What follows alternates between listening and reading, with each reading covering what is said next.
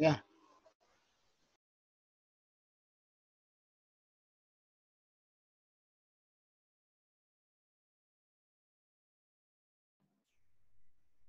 Baik, terima kasih kepada Bapak Dr. Haji Asnawi Syarbini MPA atas sambutannya sekaligus membuka acara webinar pada pagi hari ini. Hadirin, sejenak kita saksikan selayang pandang dari Poltekkes Aisyah Banten.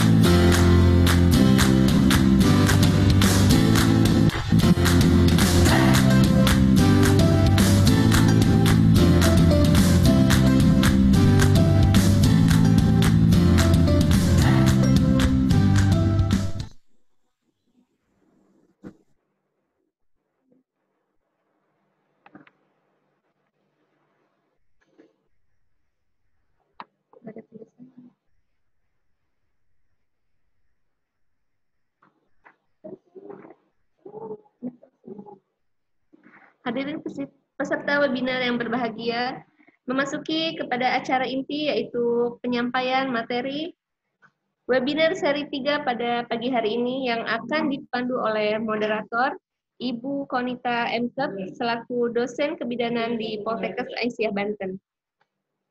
Selanjutnya acara kami serahkan kepada moderator, kepada Ibu Konita M.Kep, dipersilahkan.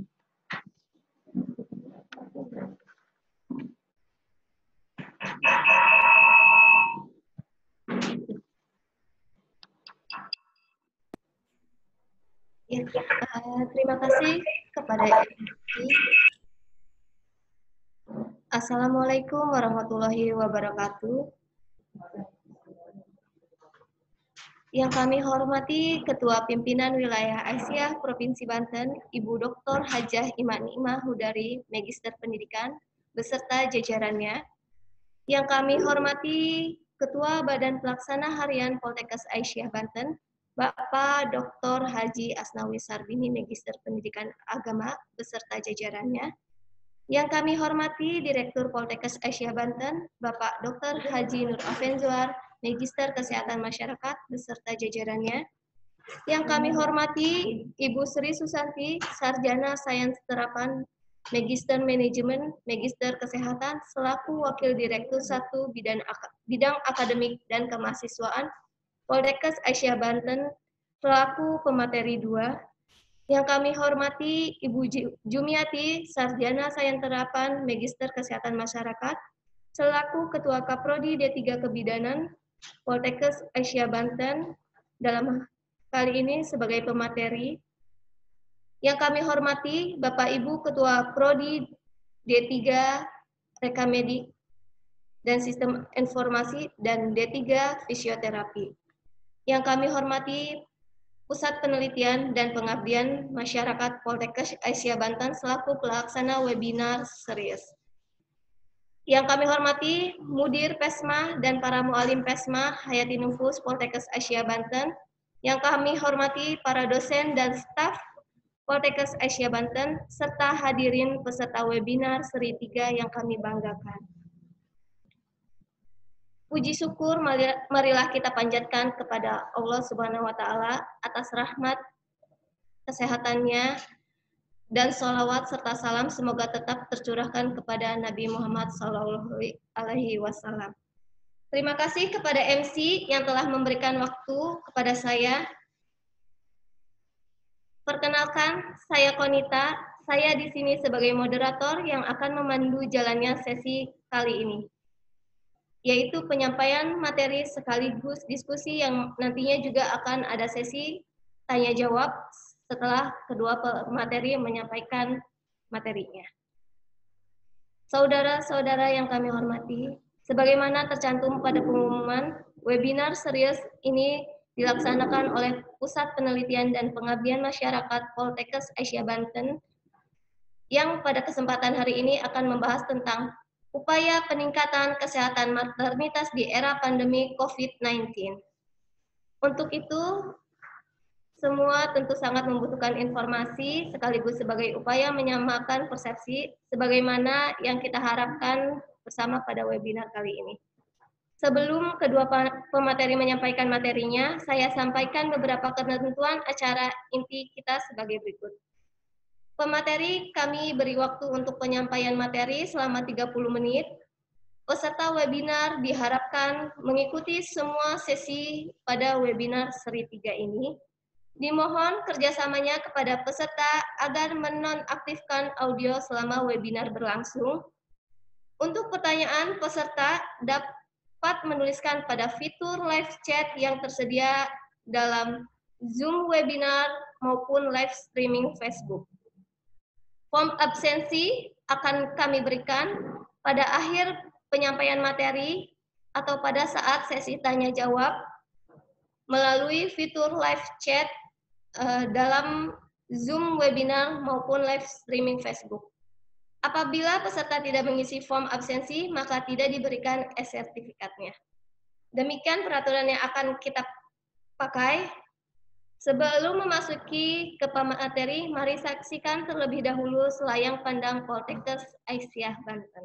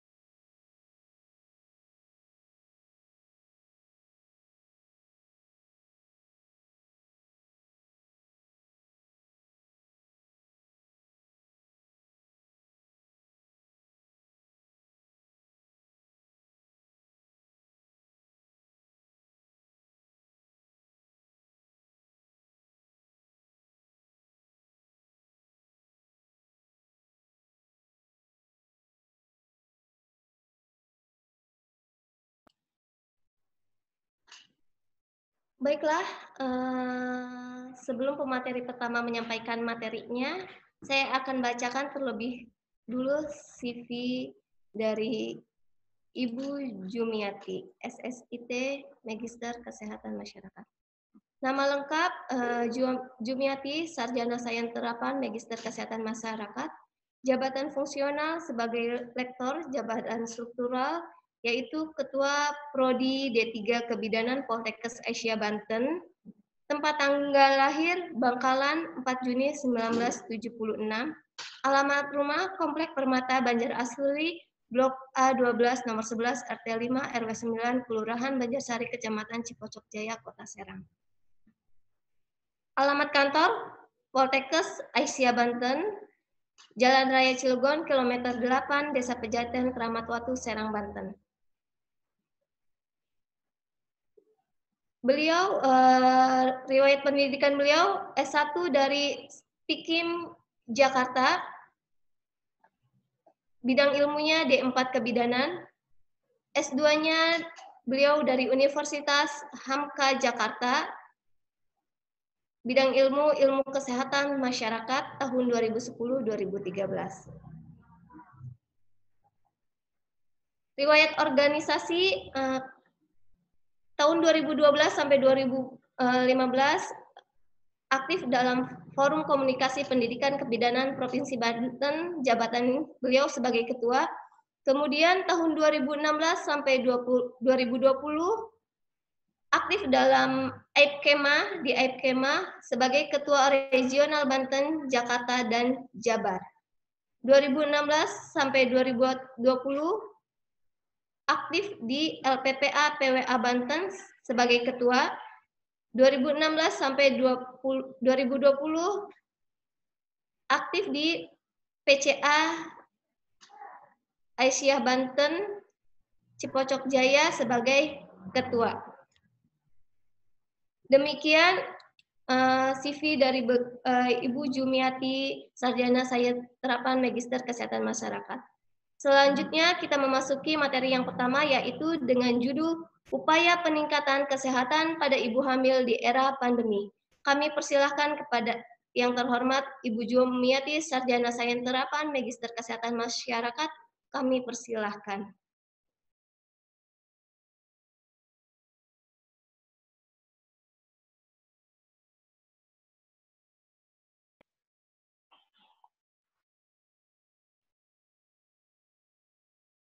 Terima kasih kepada Ibu Konita.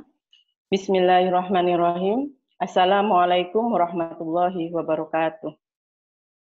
Alhamdulillahirrabbilalamin. Marilah kita panjatkan puji syukur kehadirat Allah Subhanahu wa taala yang mana pada siang hari ini kita bisa bersilaturahmi dalam acara webinar Poltekkes Aisyah Banten seri ketiga dengan materi upaya peningkatan kesehatan pada ibu hamil di era pandemi COVID-19 dalam keadaan sehat walafiat. Amin, amin, ya rabbal alamin. Untuk menyingkat waktu, saya awali materi ini dari apa itu kehamilan, perubahan apa yang terjadi pada ibu hamil, sehingga menimbulkan keluhan atau ketidaknyamanan apa saja yang akan dirasakan oleh ibu hamil, faktor-faktor apa saja yang akan mempengaruhi proses kehamilan, serta upaya apa saja yang bisa dilakukan oleh ibu hamil di masa pandemi COVID-19 untuk meningkatkan kesehatannya. Menurut Federasi Obstetrik Ginekologi Internasional, kehamilan didefinisikan sebagai fertilisasi atau penyatuan dari spermatozoa dan ovum dan dilanjutkan dengan nidasi atau implantasi. Proses kehamilan dimulai dari penyatuan dua sel dan diciptakan sempurna oleh Allah Subhanahu wa taala sehingga mampu hidup dan mengalami pertumbuhan dan perkembangan di atas dunia. Proses penciptaan manusia berlangsung sempurna melalui proses kehamilan yang bersifat alamiah yang difirmankan oleh Allah Subhanahu wa taala dalam Quran surat As-Sajdah ayat 7 sampai 9 yang artinya yang membuat segala sesuatu yang Dia ciptakan sebaik-baiknya dan yang memulai penciptaan manusia dari tanah. Kemudian Dia menjadikan keturunannya dari saripati, air saripati yang hina atau air mani. Kemudian Dia menyempurnakan dan meniupkan ke dalam tubuhnya roh ciptaannya, dan Dia menjadikan bagi kamu pendengaran, penglihatan, dan hati, tetapi kamu sedikit sekali bersyukur. Tahapan pertumbuhan dan perkembangan janin dalam proses kehamilan menurut perspektif sains modern membagi menjadi 3 tahapan, yaitu fase zigot yang dimulai sejak konsepsi hingga akhir minggu kedua. Fase embrio dimulai sejak minggu ketiga hingga akhir bulan 2 dan fase janin yang dimulai dari bulan ketiga hingga kelahiran tumbuh kembang janin ini juga telah dikonfirmasikan di dalam Al-Quran surat Al-Mu'minun ayat 12 sampai ayat 14 yang artinya, dan sesungguhnya kami telah menciptakan manusia dari suatu saripati berasal dari tanah. Kemudian kami jadikan saripati air mani yang disimpan dalam tempat yang kokoh. Kemudian air mani ini kami jadikan segumpal darah, lalu segumpal darah itu kami jadikan segumpal daging, dan segumpal daging itu kami jadikan tulang belulang, lalu tulang belulang itu kami bungkus dengan daging. Kemudian kami jadikan dia makhluk yang berbentuk lain, maka Maha Suci Allah pencipta yang paling baik. Tumbuh kembang janin ini juga bisa kita lihat dan kita baca di surat Al-Mu'minun ayat 67. Ini sudah terbukti bahwa proses penciptaan manusia sudah jauh sebelumnya tertuang dalam Al-Quran. Sebelum para penemu teori atau penulis yang sudah banyak kita baca selama ini.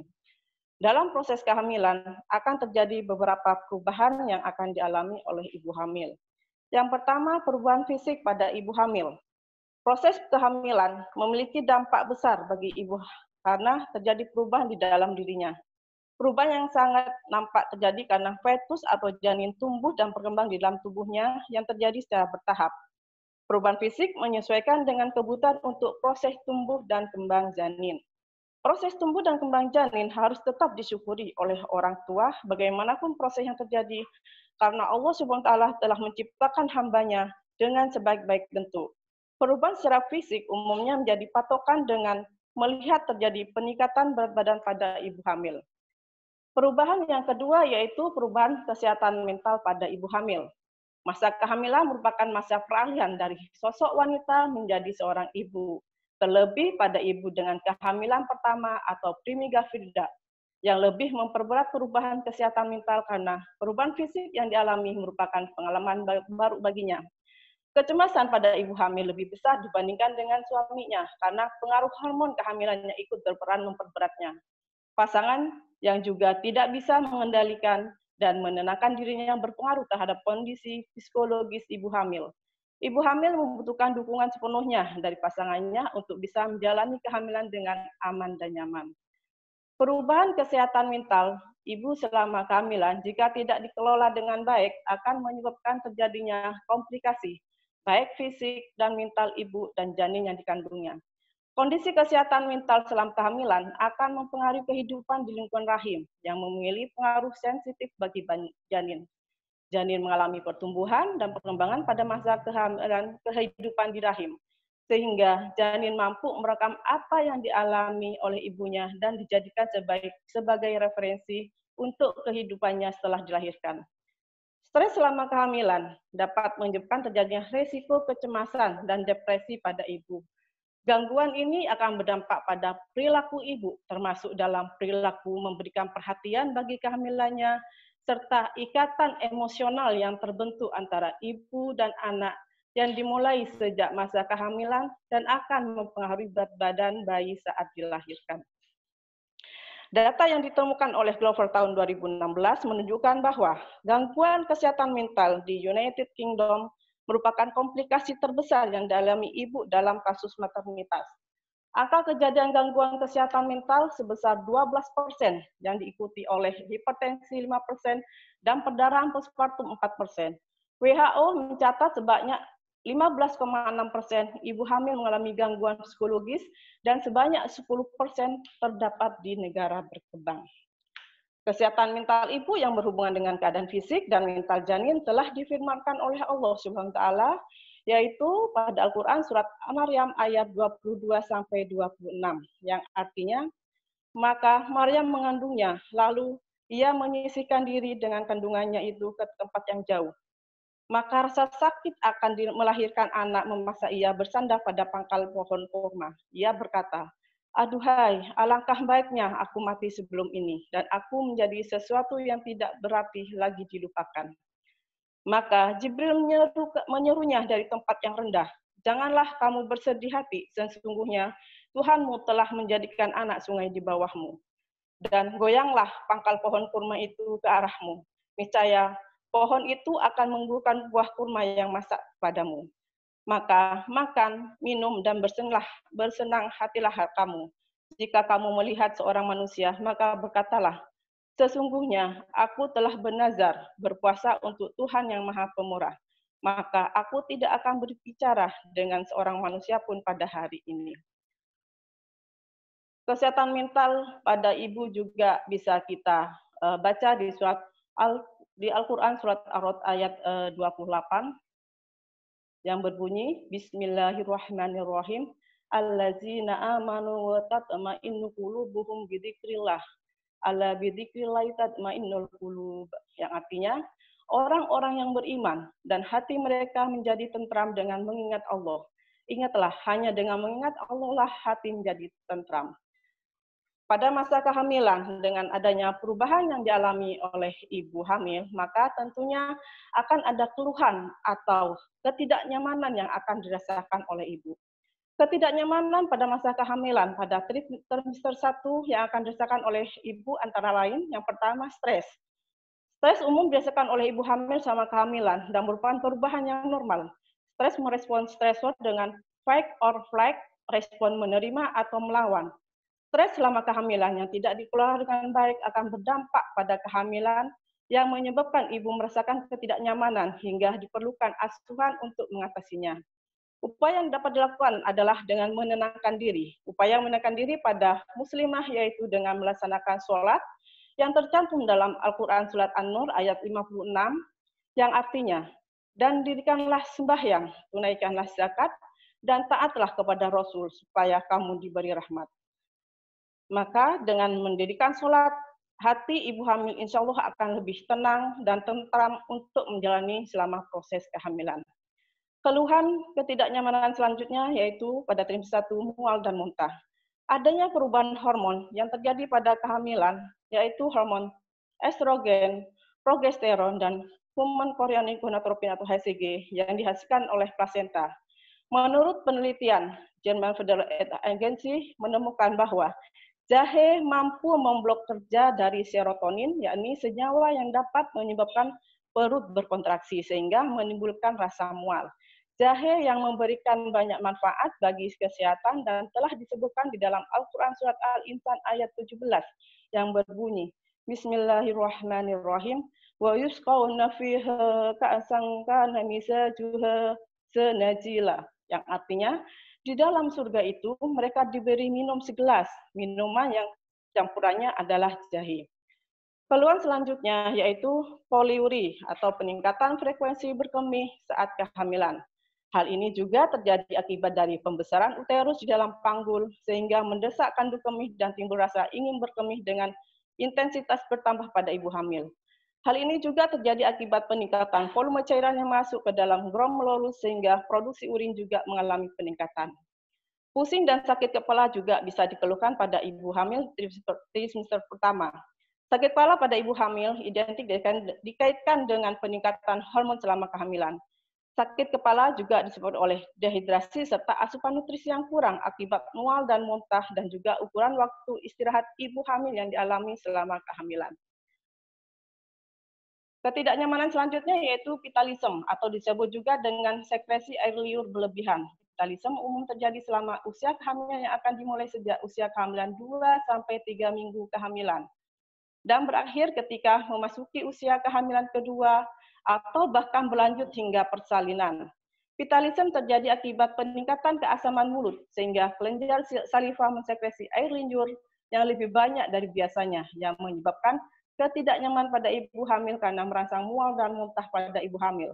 Karena saliva juga susah untuk ditelan seperti keadaan pada biasanya.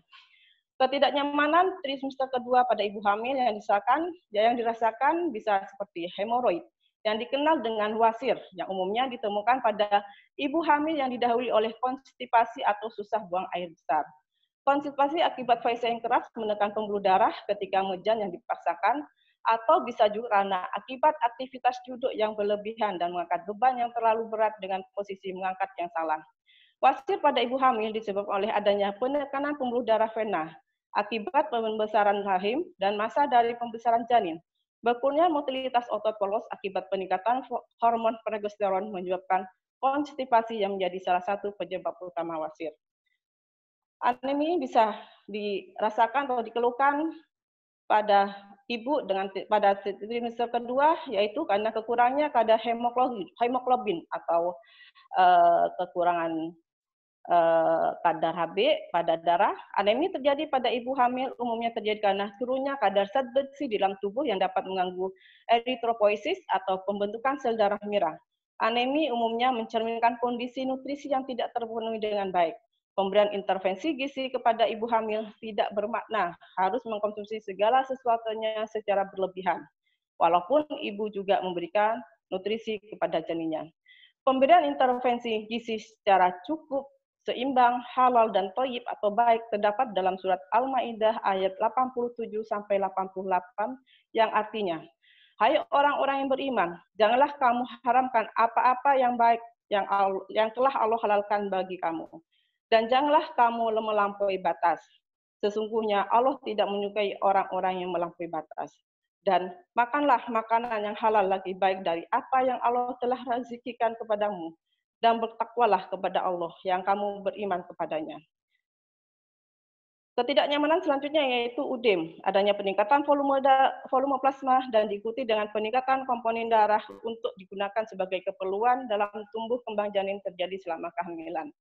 Peningkatan cairan pada ibu hamil bersama dengan kerja estrogen menyebabkan bagian tubuh ibu lebih lembut dan elastis, sehingga memudahkan janin dalam tumbuh kembang dan mengambil posisi untuk bersiap menghadapi proses kelahiran.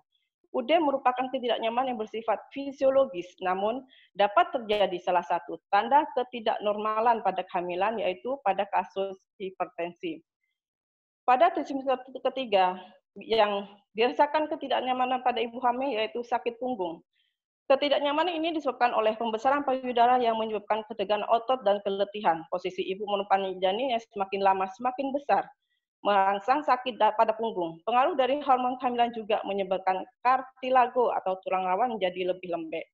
Upaya yang dapat dilakukan untuk menangani ibu hamil bisa memakai bra yang bisa menyangga payudara, tidak menggunakan sepatu yang memiliki hak, dan memperhatikan postur yang baik selama duduk ataupun berdiri dan dapat melakukan pijatan pada punggung. Kurang tidur juga bisa dirasakan pada ibu hamil trimester ketiga, karena kurang tidur ini bukan upaya yang dapat dilakukan. Penganjuran ibu melakukan relaksasi dengan mandi air hangat atau pijatan sederhana sebelum tidur sehingga tubuh ibu akan lebih rileks.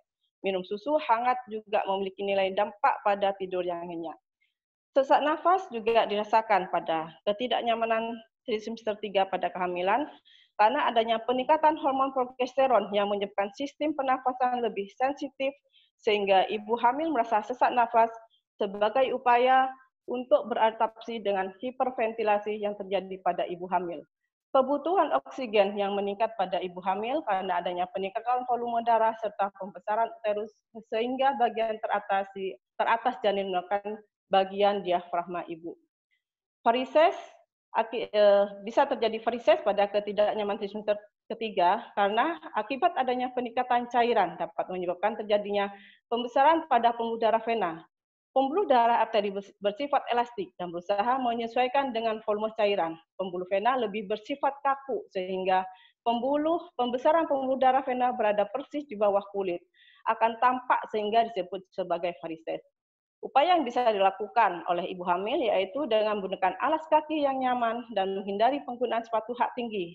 Tidak membiarkan kaki ibu menggantung dalam dan membiarkan posisi kaki ibu lebih tinggi daripada posisi jantung ketika dalam posisi tidur. Ketidaknyamanan selanjutnya yaitu kram pada kaki. Akibat adanya perubahan fisiologi di mana otot betis ini kelelahan menyangga tubuh ibu hamil yang mengalami pembesaran, kekakuan otot bisa diatasi dengan mengkompreskan air hangat pada betis ibu hamil atau merendam kaki dengan air hangat. Dengan adanya perubahan dan keluhan yang dirasakan oleh ibu hamil, semua ketidaknyamanan atau segala penyakit yang menyertai manusia akan ada penawarnya. Ini sudah tercantum di dalam Al-Quran Surat Al-Isra ayat 82 yang artinya, dan kami turunkan dengan berangsur-angsur dari Al-Quran ayat-ayat suci yang menjadi obat penawar dan rahmat bagi orang-orang beriman kepadanya. Dan sebaliknya, Al-Quran tidak menambahkan orang-orang yang zalim melainkan kerugian pula. Pada proses kehamilan tentunya akan ada beberapa faktor yang akan mempengaruhinya. Yang pertama adalah faktor fisik.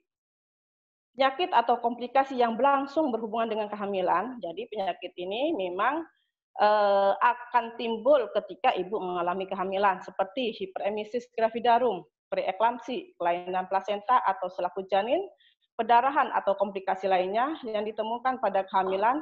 Komplikasi ini secara langsung mempengaruhi kesehatan dan keselamatan ibu dan janin. Penyakit atau kelainan yang tidak berhubungan langsung dengan kehamilan. Jadi penyakit ini memang dipunyai atau diriwayatkan oleh ibu sebelum ibu menjadi hamil, seperti penyakit diabetes mellitus, jantung, dan asma. Penyakit ini akan memperberat saat ibu mengalami proses kehamilan. Yang kedua adalah faktor mental.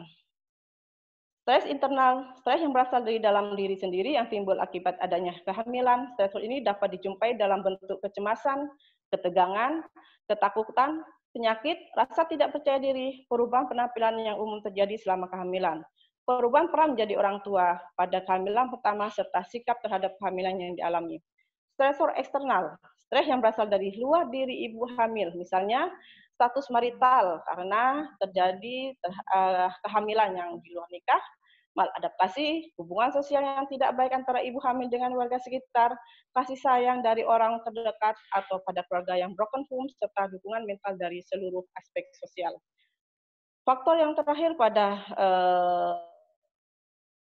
kehamilan ini yang mempengaruhi proses kehamilan ini yaitu faktor lingkungan. Ibu hamil membutuhkan lingkungan yang nyaman dan aman, yang bebas dari segala macam polusi yang dapat menyebabkan terjadinya kecacatan pada janin. Proses kehamilan tidak hanya dilihat dari sisi biologis dan fisiologi yang terjadi, akan tetapi harus dipandang secara bio, psiko, sosio, spiritual, kultural sebagai satu keutuhan yang tidak bisa ditinggalkan satu aspek saja. Sehingga apabila diberikan perhatian dengan baik, akan menghasilkan kehamilan yang baik dan melahirkan generasi yang berkualitas. Bagi ibu hamil, kehamilan merupakan suatu pengalaman yang luar biasa dengan merasakan rasa sakit sekaligus merasakan rahmat luar biasa dalam dirinya, sehingga membutuhkan asuhan yang dapat meningkatkan kesehatannya selama kehamilan. Proses kehamilan bisa saja menjadi ancaman jika tidak diberikan asuhan secara tepat yang sesuai dengan kebutuhan dan keadaan ibu dan janin. Sehingga ibu hamil sangat membutuhkan seseorang yang benar-benar profesional yang bisa menjadi partner atau pendamping selama kehamilan. Bidan merupakan seseorang yang memiliki peranan yang besar dalam membantu merawat kehamilan, sehingga ibu hamil yang mengalami masa peralihan baik secara mental maupun fisik. Bidan hadir untuk mendampingi ibu sebagai partner atau pendamping dalam menjelaskan sebab dan akibat dari perubahan yang terjadi, serta dapat memberikan pelayanan dari ketidaknyamanan yang dialami oleh ibu selama masa kehamilan. Dalam situasi normal, kematian ibu dan kematian neonatal di Indonesia masih menjadi tantangan besar, apalagi pada saat situasi bencana saat ini. Indonesia sedang menghadapi bencana nasional non-alami atau COVID-19, sehingga pelayanan kesehatan maternal dan neonatal menjadi salah satu layanan yang terkena dampak, baik secara akses maupun kualitas. Dikhawatirkan hal ini menyebabkan adanya peningkatan morbiditas dan mortalitas ibu dan bayi baru lahir. Dalam situasi pandemi COVID-19 ini, banyak pembatasan hampir di semua layanan rutin termasuk pelayanan kesehatan maternal dan neonatal. Seperti ibu hamil menjadi enggan ke puskesmas atau fasilitas kesehatan lainnya karena takut tertular, adanya anjuran menunda pemeriksaan kehamilan dan kelas ibu hamil, serta adanya ketidaksiapan layanan dari segi tenaga dan sarana prasarana termasuk alat pelindung diri. Pada saat ini, pandemi COVID-19, apa saja upaya-upaya yang bisa dilakukan oleh ibu hamil di masa pandemi COVID-19 ini? Saya akan memaparkan apa yang bisa dilakukan oleh ibu hamil sesuai dengan panduan yang dikeluarkan oleh Kemenkes. Yang pertama, pemeriksaan kehamilan pertama kali dibutuhkan untuk screening faktor risiko, termasuk program pencegahan penularan HIV, sifilis, dan hepatitis B dari ibu ke anak. Oleh karena itu, dianjurkan pemeriksaannya dilakukan oleh dokter di fasilitas pelayanan kesehatan dengan perjanjian agar ibu tidak menunggu lama. Apabila ibu hamil datang ke bidan, tetap dilakukan pelayanan ANC dengan memperhatikan APD yang sudah ditentukan. Kemudian ibu hamil dirujuk untuk pemeriksaan oleh dokter. Yang kedua, dilakukan anamnesis dan pemeriksaan screening kemungkinan ibu menderita tuberkulosis. Ketiga, pada daerah endemis malaria, seluruh ibu hamil pada pemeriksaan pertama dilakukan pemeriksaan RDT atau Rapid Diagnosis Test Malaria dan diberikan kelambu berinsektisida. Keempat, jika ada komplikasi atau penyulit, maka ibu hamil dirujuk untuk pemeriksaan dan tata laksana lebih lanjut. Pemeriksaan rutin USG untuk sementara dapat ditunda pada ibu dengan PDP atau pasien dengan pengawasan atau terkonfirmasi COVID-19. Sampai ada rekomendasi dari episode isolasi terakhir, pemantauan selanjutnya dianggap sebagai kasus resiko tinggi. Ibu hamil diminta mempelajari buku KIA yang memang sudah dimiliki oleh setiap ibu hamil seperti ini. Kemudian ibu bisa mempelajarinya untuk diterapkan di kehidupan sehari-hari, termasuk mengenali tanda bahaya pada kehamilan. Jika ada keluhan atau tanda bahaya, baru ibu hamil bisa segera memeriksakan di pelayanan fasilitas kesehatan. Pengisian stiker P4K atau yang disebut dengan perencanaan persalinan dan pencegahan komplikasi yang seperti ini, itu bisa dipasang dipasang langsung oleh ibu hamil yang dipandu oleh bidan atau dokter melalui media telekomunikasi. Kelas ibu hamil ditunda pelaksanaannya di masa pandemi COVID-19 atau dapat mengikuti kelas ibu hamil secara online. Tunda pemeriksaan pada kehamilan trimester kedua atau pemeriksaan antenatal dapat dilakukan melalui telekonsultasi klinis kecuali dijumpai keluhan atau tanda bahaya. Ibu hamil yang dapat berkunjung pertama pada kehamilan pertama terdeteksi memiliki faktor risiko atau penyulit harus memeriksakan kehamilannya pada trimester kedua. Jika ibu tidak datang ke fasilitas pelayanan kesehatan, maka tenaga kesehatan melakukan kunjungan rumah untuk melakukan pemeriksaan antenatal care, pemantauan, dan tata laksana faktor penyulit harus diperhatikan. Ini diperlukan untuk rujukan ibu hamil ke fasilitas pelayanan kesehatan untuk mendapatkan pemeriksaan dan tata laksana lebih lanjut. Yang ke-11, pemeriksaan kehamilan trimester ketiga harus dilakukan dengan tujuan utama untuk menyiapkan proses persalinan. Ini bisa dilakukan oleh ibu hamil 1 bulan sebelum tafsiran persalinan. Ibu hamil harus memeriksa kondisi dirinya sendiri dan gerakan janinnya jika terdapat risiko atau tanda bahaya. Ini bisa ibu hamil baca di buku KIA yang dipegangnya, seperti mual, muntah berlebihan, perdarahan banyak, gerakan janin berkurang, ketuban pecah, nyeri hebat, kemudian tekanan darah tinggi, kontraksi berulang dan kejang, ibu hamil dengan penyakit diabetes mellitus, kemudian preeklamsi berat, pertumbuhan janin terhambat, dan ibu hamil dengan penyakit penyerta riwayat lainnya, maka periksa diri harus ke tenaga kesehatan atau ke dokter. Pastikan gerak janin dirasakan mulai usia kehamilan 20 minggu. Setelah usia kehamilan 28 minggu, hitunglah gerakan janin secara mandiri, minimal 10 gerakan per 2 jam. Ibu hamil diharapkan senantiasa menjaga kesehatan dengan mengkonsumsi makanan bergizi seimbang, menjaga kebersihan diri, dan tetap mempraktikkan aktivitas fisik berupa senam ibu hamil secara mandiri di rumah agar ibu tetap bugar dan sehat. Yang ke-15, ibu hamil tetap minum tablet tambah darah sesuai dengan dosis yang diberikan oleh tenaga kesehatan. 16, ibu hamil dengan status PDP atau terkonfirmasi positif COVID-19 tidak diberikan tablet tambah darah karena akan memperburuk komplikasi yang diakibatkan kondisi COVID-19. Antenatal care untuk wanita hamil yang terkonfirmasi COVID-19 pasca perawatan. Kunjungan antenatal selanjutnya dilakukan 14 hari setelah periode penyakit akut berakhir. Periode 14 hari ini dapat dikurangi apabila pasien dinyatakan sembuh.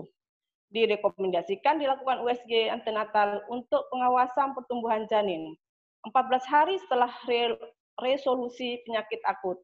Meskipun tidak ada bukti bahwa gangguan pertumbuhan janin atau IUCR akibat COVID-19, didapatkan bahwa 2/3 kehamilan dengan SARS disertai oleh IGR dan solusio plasenta terjadi pada kasus SMARS, sehingga tindak lanjut USG diperlukan. 18. Jika ibu hamil datang ke rumah sakit dengan gejala memburuk dan diduga atau dikonfirmasi terinfeksi COVID-19, berlaku beberapa rekomendasi berikut. Pembentukan tim multidisiplin, idealnya melibatkan konsultan dokter spesialis penyakit infeksi jika tersedia, dokter kandungan, bidan yang bertugas, dan dokter anestesi yang bertanggung jawab untuk perawatan pasien sesegera mungkin setelah masuk. 19. Konseling perjalanan untuk ibu hamil. Ibu hamil sebaiknya tidak melakukan perjalanan ke luar negeri dengan mengikuti anjuran pemerintah yang dikeluarkan oleh pemerintah. Dokter harus menanyakan riwayat perjalanan terutama dalam 14 hari terakhir dari daerah dengan penyebaran luas COVID-19. Inilah upaya-upaya yang bisa dilakukan oleh ibu hamil selama pandemi COVID-19 ini sehingga ibu hamil bisa meningkatkan kesehatannya. Kemudian di sini ada rekomendasi utama untuk tenaga kesehatan yang menangani pasien COVID-19 khususnya ibu hamil. Yang pertama, penularan COVID-19 terjadi melalui kontak, droplet, airborne. Untuk itu, perlu dijaga proses penularan ini terjadi pada tenaga kesehatan dan bayinya sendiri. Isolasi tenaga kesehatan dengan APD yang sesuai dan tata laksana isolasi bayi dari ibunya. Kemudian yang kedua, di sini ada tabel bagaimana seorang bidan ketika menerima pasien ibu hamil yang bukan ODP atau PDP atau terkonfirmasi COVID-19 dan ibu dengan ODP ini harus pemakaian APD-nya pada level 1. Level 1 itu apa aja? Di sini untuk APD level 1 terdiri dari penutup kepala, masker medis, face shield, handscoon, baju kerja, dan sepatu. Kemudian pada seorang bidan yang menerima ibu hamil dengan ibu PDP atau terkonfirmasi COVID-19, ini wajib memakai APD level 2, minimal level 2. Pada level 2 ini yang wajib dipakai oleh seorang bidan yang terdiri dari penutup kepala, kemudian ada kacamata atau Google, ada masker N95, ada face shield, ada handscoon, ada apron, dan ada sepatu boot. 3, tenaga kesehatan atau bidan harus segera memberitahu tenaga penanggung jawab infeksi di tempat bekerja atau komite PPI apabila kedatangan ibu hamil yang telah terkonfirmasi COVID-19 atau pasien dalam pengawasan atau PDP. Tempat pasien yang telah terkonfirmasi COVID-19 atau pasien dalam pengawasan dalam ruangan khusus yang sudah disiapkan sebelumnya apabila rumah sakit tersebut sudah siap untuk mengurangi transmisi virus dari ibu ke janin atau ke bayi, harus disiapkan fasilitas untuk perawatan terpisah pada ibu yang telah terkonfirmasi COVID-19 atau pasien dalam pengawasan dari bayinya sampai batas resiko transmisi sudah dilewati. Yang keenam, pemulangan pasien postpartum harus sesuai dengan rekomendasi. Kemudian di sini ada juga rekomendasi bagi tenaga kesehatan yang di rumah sakit. Di sini harus melakukan penapisan terhadap setiap ibu hamil berbasis EWC atau Early Warning Score yang harus dikuasai oleh bidan yang bekerja di rumah sakit. Kemudian yang kedua, wanita hamil atau nefas yang termasuk pasien dalam ODP, PDP COVID-19 tanpa gejala atau gejala ringan dapat melakukan isolasi mandiri di rumah atau tempat yang ditunjuk khusus. Untuk ibu hamil dengan status PDP, gejala sedang atau berat harus segera dirawat di rumah sakit. Pasien dengan COVID-19 yang diketahui atau diduga harus dirawat di ruang isolasi khususnya di rumah sakit. Apabila rumah sakit tidak memiliki ruang isolasi khusus yang memenuhi syarat, maka pasien harus ditransfer secepatnya untuk dirujuk ke fasilitas yang sudah tersedia fasilitas isolasi. Yang ketiga, penggunaan pengobatan di luar penelitian harus mempertimbangkan analisis risk benefit dengan menimbang potensi keuntungan bagi ibu dan keamanan bagi janin. Saat ini tidak ada obat antivirus yang disetujui oleh FDA untuk pengobatan COVID-19. Walaupun antivirus spektrum luas digunakan pada hewan model mice, sedangkan dievaluasi untuk aktivitas terhadap COVID-19. Itulah materi yang bisa saya sampaikan. Untuk itu kita semua di sini harus selalu waspada dan tidak terlalu ketakutan di dalam menghadapi pandemi COVID-19 ini. Yang penting kita harus waspada terhadap lingkungan sekitar kita dan selalu berperilaku hidup sehat. Itu yang bisa saya sampaikan pada materi upaya peningkatan kesehatan untuk ibu hamil. Mudah-mudahan bisa bermanfaat untuk peserta dan kita semua. Nasrul minallah wa fathul qarib. Wassalamualaikum warahmatullahi wabarakatuh.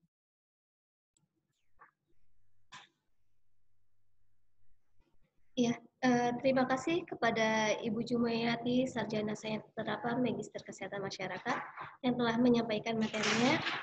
Kepada para peserta webinar yang ingin bertanya dapat menuliskan pada fitur live chat yang tersedia di Zoom Meeting maupun live streaming Facebook. Peserta webinar yang kami hormati, kami informasikan bahwa akan ada door prize pulsa untuk 2 orang penanya terbaik yang akan dipilih oleh panitia. Baiklah, sebelum pemateri kedua menyampaikan materinya, saya akan bacakan terlebih dahulu CV beliau.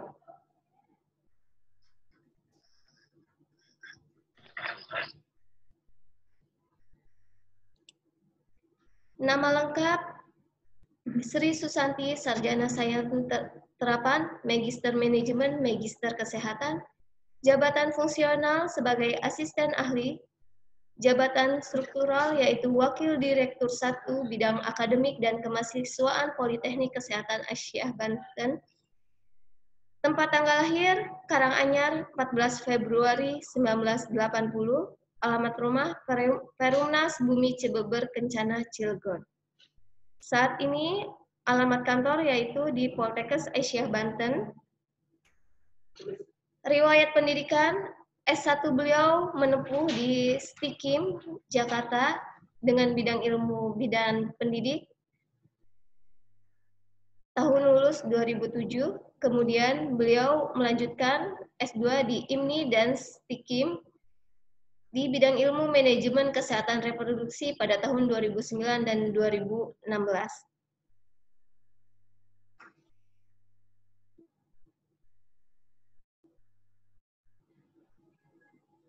Riwayat organisasi tahun 2012 sampai 2020, beliau aktif di Badan Akreditasi Provinsi sebagai asesor. Tahun 2020 aktif di Ikatan Bidan Indonesia sebagai anggota. Kemudian di tahun 2017 beliau aktif di Asosiasi Himpunan Perguruan Kesehatan Swasta sebagai divisi mutu.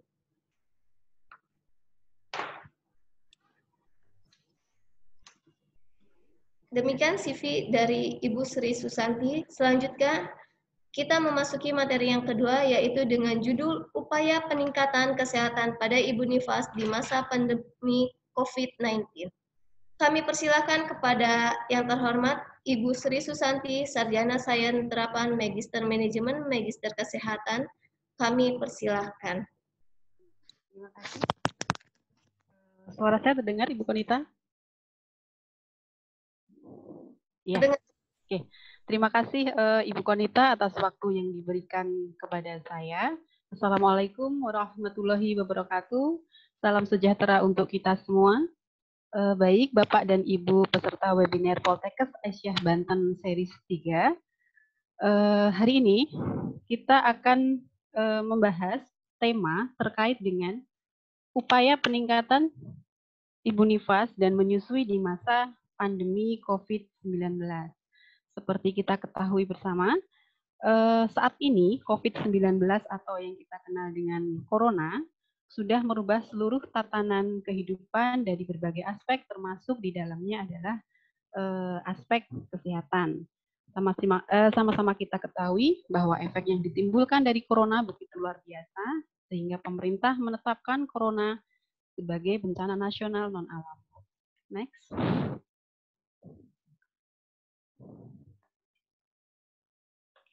Oke, sesuai dengan tema kita hari ini, yaitu upaya peningkatan kesehatan Ibu Nifas dan menyusui di masa pandemi COVID-19. Mari kita mulai dulu dengan nifas itu sendiri. Oke ya, nifas adalah masa setelah keluarnya plasenta sampai alat reproduksi pulih seperti sebelum hamil.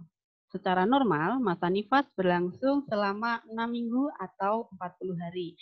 Kemudian saat ini, kita semua ada pada fase pandemi dan fase new normal. Nah, termasuk di dalamnya adalah Ibu Nifas. Sehingga kita dituntut harus bisa hidup berdampingan di tengah virus yang saat ini kita ketahui bersama, itu belum ditemukan vaksinnya ya, sehingga ini akan menjadi tatanan baru dalam kehidupan kita untuk bisa menyesuaikan hidup di masa pandemi tersebut yang sering kita dengar dengan sebutan new normal. Kenapa new normal? Ya karena kita mau nggak mau, suka atau tidak suka, harus merubah perilaku untuk tetap bisa menjalankan aktivitas normal dengan tetap menerapkan protokol kesehatan guna mencegah terjadinya penularan COVID-19. Transformasi ini akan menata kehidupan dan perilaku baru kita pada saat pandemi ini, dan ini akan terus berlangsung sampai vaksin akan ditemukan, dan insya Allah kita akan hidup kembali dalam fase yang normal. Seperti itu. Oke, lanjut. Next. Nah, tentunya terkait adanya COVID-19 ini, pelayanan kesehatan maternal dan neonatal menjadi salah satu layanan yang terkena dampak baik secara akses maupun dari secara kualitasnya. Yang tentunya ini juga akan dikhawatirkan menyebabkan adanya peningkatan morbiditas dan mortalitas pada ibu dan bayi baru lahir. Karena kita ketahui bersama, dalam situasi normal kemarin, angka kematian ibu dan angka kematian bayi masih cukup menjadi tantangan besar bagi kita ya di tenaga kesehatan, apalagi pada saat pandemi seperti ini. Tentunya kita semua harus bekerja sama mencari upaya-upaya dan strategi dan effort yang sangat luar biasa untuk mencegah bagaimana agar angka dari kematian ibu ataupun kematian bayi itu tidak terjadi lonjakan. Kemudian yang kedua, dampak yang disebabkan dari corona itu adalah banyaknya pembatasan hampir ke seluruh layanan rutin, termasuk adalah pelayanan kesehatan maternal dan neonatal. Baik itu pembatasan yang dilakukan atas inisiatif individu yang bersangkutan atau memang pembatasan yang menjadi kebijakan pemerintah. Seperti kita ketahui saat ini ibu nifas, ibu hamil, balita, itu mereka mengurangi kunjungan ke layanan vaskes jika memang tidak merasa sangat urgent seperti itu ya, karena memang mereka takut tertular untuk COVID-19. Atau mungkin juga adanya anjuran-anjuran pemerintah itu ya untuk penundaan pemeriksaan KIA, termasuk juga di dalamnya Ibu Nifas, kalau memang tidak ditemukan komplikasi atau gejala-gejala lain yang menyertai yang dirasakan oleh ibu tersebut. Tentunya anjuran ini memang akan mengurangi dampak lonjakan dari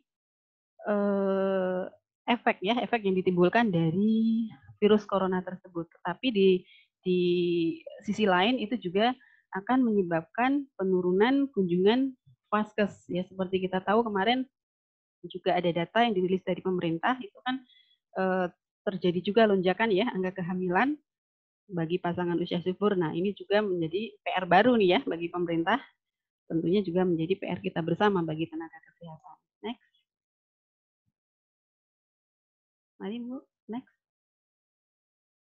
Oke, lalu apa ya yang harus dilakukan ibu menyusui dalam masa pandemi atau new normal ini? Oke, jadi yang harus kita lakukan ibu-ibu nifas ya termasuk juga di dalamnya semua. Next. Itu harus menetapkan protokol ya. Secara umum prinsip protokol pencegahan COVID harus dilakukan oleh semua tanpa terkecuali. Termasuk di dalamnya adalah ibu nifas ya. Apa aja prinsip itu? Pertama, yang paling gampang kita lakukan adalah cuci tangan ya.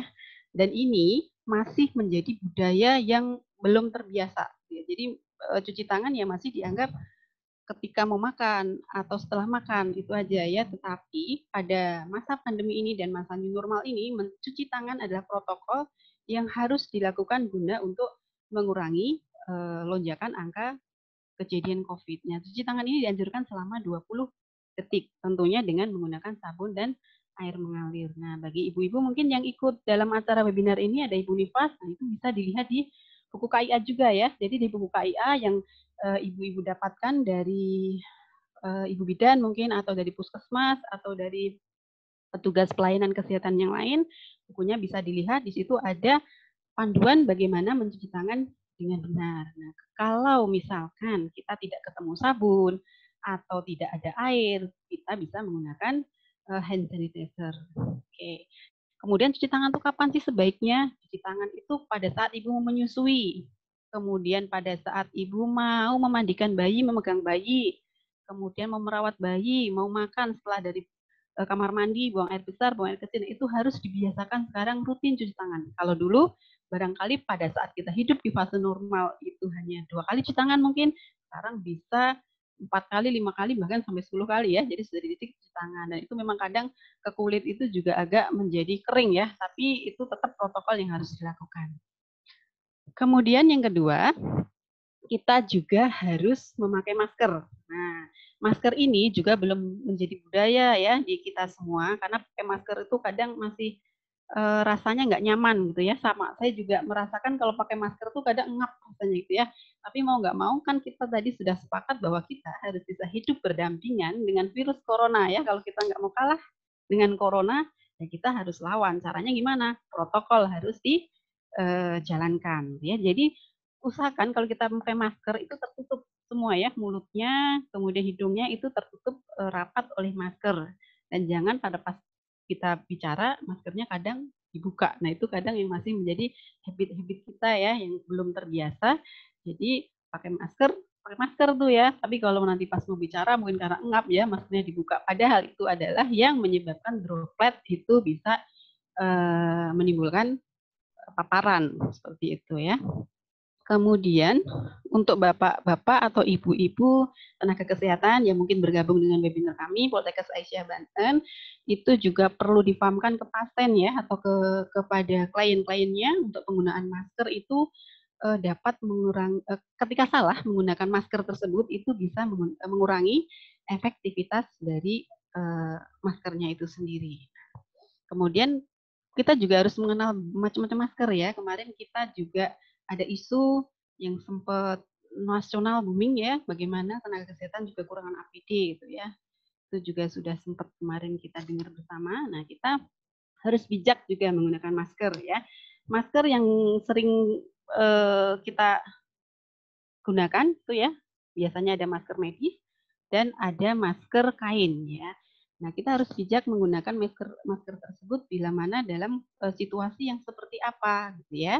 Kalau masker medis itu digunakan untuk ibu-ibu yang sakit ya, ibu-ibu yang sakit boleh menggunakan masker medis tersebut. Kemudian bagaimana cara menggunakan masker yang efektif? Pertama, pakai masker secara seksama untuk tadi melindungi mulut dan hidung. Jadi harus tertutup secara rapat. Kemudian eratkan dengan baik talinya ya. Jadi kita tutup semua pada bagian hidung dan mulut kita. Kemudian itu diikat erat sehingga tidak ada sela-sela di wajah itu ya, misalnya masih ada lubang tuh. Nah, itu usahakan tidak sampai ada. Jadi benar-benar tertutup rapat. Jadi tidak ada ruang-ruang celah di antara tali dengan di daerah pipi ya, biasanya kita tarik masker itu. Tidak ada celah antara wajah dan masker kita. Kemudian saat sudah menggunakan masker, upayakan jangan suka memegang-megang ya. Kalau kita kan biasanya masih pakai masker juga masih aja suka memegang-megang masker. Nah, itu upayakan jangan ya. Kalau sudah pakai masker ya sudah. Kemudian bagaimana teknik melepas masker? Kalau masker sudah kita akan buang, kita sudah selesai memakai masker atau mungkin mau berganti dengan masker yang baru, caranya adalah teman-teman semua harus membuka dari belakang dulu ya, talinya dibuka dulu, kemudian kita akan lipat saja. Jadi usahakan untuk kita tidak memegang bagian luarnya ya, kan luar itu kan kita terkontaminasi langsung dengan udara kontak luar. Jadi kita bagian yang dalam itu langsung kita lipat, lalu kita buang dan jangan lupa segera cuci tangan ya, karena protokol ini tidak bisa kita pilih kita mau cuci tangan doang atau kita mau pakai APD saja atau kita mungkin mau jaga jarak nggak bisa. Jadi protokol ini satu kesatuan harus kita kerjakan seperti itu ya. Kemudian yang ketiga kita mempraktekkan etika batuk dan bersin. Oh sebelum ke sini saya lupa ya. Tadi kita baru sampai ke masker medis ya. Kita belum ke masker kain ya. Oke, masker medis tadi sudah dijelaskan bahwa itu digunakan untuk ibu yang sakit ya. Kalau ibu yang sehat bagaimana? Ibu yang sehat cukup efektif untuk memakai masker dari kain ya, dari kain. Tapi maskernya itu diupayakan yang ada 3 lapisannya, gitu ya. Itu juga sudah banyak dijual di umum-umum, sudah banyak bisa dicari. Sekarang sudah tren ya, jadi masker tidak langka, bisa dicari gampang sekali. Ya, jadi kalau ibu sehat cukup menggunakan masker kain. Ya, ibu semua nggak usah takut ya, nggak perlu takut karena menurut penelitian pada ibu yang sehat dia bisa menangkal virus hingga 70% ya. Jadi insya Allah aman untuk pemakaian dari masker kain. Nah, kemudian lanjut lagi tadi ke pemraktikan etika batuk dan bersin. Nah, ini bagi teman-teman yang sedang atau tidak mengalami keluhan yang kurang enak gitu ya, itu kalau misalkan batuk atau bersin itu gunakan etika batuk dan etika bersin ya. Apalagi kalau batuk dan bersin itu saat itu kita tidak pakai masker gitu ya. Bagaimana caranya? Kalau ada tisu, teman-teman bisa menutupi mulut dan hidung dengan menggunakan tisu setiap bersin atau batuk ya. Tapi kalau memang tidak memiliki tisu, boleh menggunakan siku ya. Jadi kita menggunakan siku dan jangan lupa setelah itu tetap wajib protokolnya adalah mencuci tangan seperti itu, oke ya. Kemudian tisu bekas kita bersin tadi jangan dibuang sembarangan. Jadi kita punya tempat khusus untuk membuang sampah yang sudah kita gunakan untuk menutup bersin dan batuk kita tadi. Oke, kemudian kita harus tetap menjaga jarak aman dan hindari keramaian. Bila sangat mendesak untuk pergi, buat janji dulu ya, buat janji dulu agar kita tidak menunggu lama atau agar tidak terjadi kerumunan. Seperti itu. Kemudian lanjut, ini adalah menjaga kondisi tubuh dengan rajin olahraga dan istirahat yang cukup. Nah, di masa pandemi ini, Bu Nifas, boleh dong kita olahraganya di rumah aja. Boleh ya, kita bisa dengan senam nifas atau jogging-jogging ringan, bisa dilakukan di rumah. Ya, kemudian makanan dengan gizi yang seimbang. Nah, ini masih menjadi PR buat kita semua bagi tenaga kesehatan ya, atau mungkin ibu-ibu yang mengikuti webinar nih, Bu Nifas ya, tolong ya sekarang tidak lagi ada yang namanya pantang, gitu ya, pantang makanan tertentu jika memang ibu tidak alergi terhadap makanan tersebut, ya, karena kan di budaya kita tuh masih banyak ya, Ibu Nifas tuh nggak boleh makan telur, katanya nanti air susunya amis, gitu ya, kemudian nggak boleh makan ikan karena nanti bisa menyebabkan gatal, gitu ya. Jadi ibu hamil, sorry ya. Jadi Ibu Nifas itu memang dari nutrisi harus di up gitu ya, karena memang beliau ini kan membutuhkan sumber-sumber gizi yang untuk perbaikan diperlukan oleh tubuh beliau untuk kembali seperti sebelum hamil. Jadi untuk budaya pantang makan seperti itu harus sudah mulai kita penkeskan kepada pasien-pasien kita, gitu ya, harus kita berikan pendidikan kesehatan bahwa makanan untuk ibu hamil insya Allah tidak ada pantangan ketika memang ibu hamil itu tidak memiliki alergi terhadap jenis makanan tertentu. Oke, kemudian kebutuhan cairan jangan juga lupa karena itu menjadi salah satu bagian terpenting juga. Upayakan Ibu Nifas pada 6 bulan pertama itu mengonsumsi 14 gelas per hari ya. Jadi ibu-ibu semua yang saat ini sedang menyusui masih di bawah 6 bulan itu usahakan minumnya 14 gelas, dan kalau sudah lebih dari 6 bulan itu usahakan itu adalah 12 gelas. Dan ini semua sebenarnya sudah ada di buku KIA. Jadi ibu-ibu bisa membaca di buku KIA atau mungkin teman-teman rekan-rekan tenaga kesehatan itu bisa mengingatkan kembali ya pasien-pasiennya untuk pola hidup sehat. Lanjut, next. Oke, lalu masuk secara khusus yang dapat dilakukan Ibu Nifas. Kalau tadi kita membahas protokol secara umum ya, tapi bukan berarti yang protokol umum tadi Ibu Nifas tidak melakukan ya, Ibu Nifas tetap melakukan.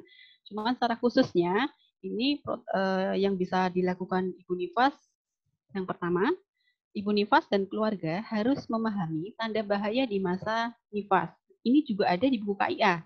Jadi memang ibu-ibu semua harus rajin ya, bukanya dibuka, dan jangan lupa teman-teman nakes ini harus terus mengingatkan pasiennya ya untuk rajin-rajin membuka bukunya karena di situ informasi kesehatan banyak sekali. Ya kalau ibu pasien-pasien kita sudah baca, insya Allah dia juga akan mengerti, memahami bagaimana hidup sehat, bagaimana harus mencari pertolongan jika terjadi hal yang tidak diinginkan, itu semuanya di situ ada.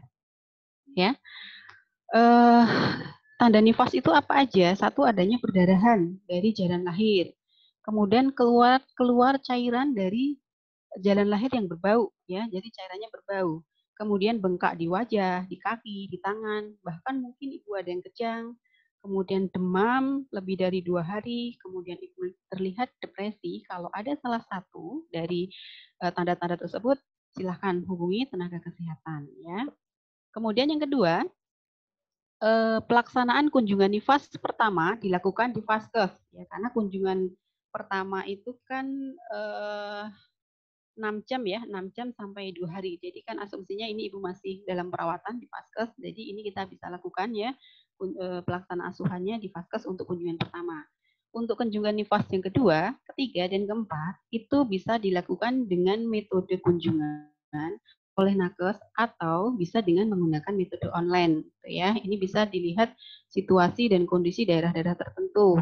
gitu ya. Kalau memang harus dilakukan dengan online, itu diperbolehkan untuk online ya. Seperti saat kita hari ini ya, biasanya kita dulu juga kalau seminar gitu ketemu tatap muka, sekarang kita webinar juga lewat online ya. Jadi untuk Ibu Nifas pun kalau memang teman-teman nakes akan menggunakan media online itu juga diperbolehkan ya. Semoga nanti ke depan sudah ada aplikasinya ya. Jadi aplikasi khusus yang bagaimana kita bisa memantau pasien dari kunjungan 1, 2, 3, 4 itu ya melalui smartphone ya. Semoga ke depan itu bisa terwujud karena memang zaman kita sudah beralih ke zaman digital, semuanya digital.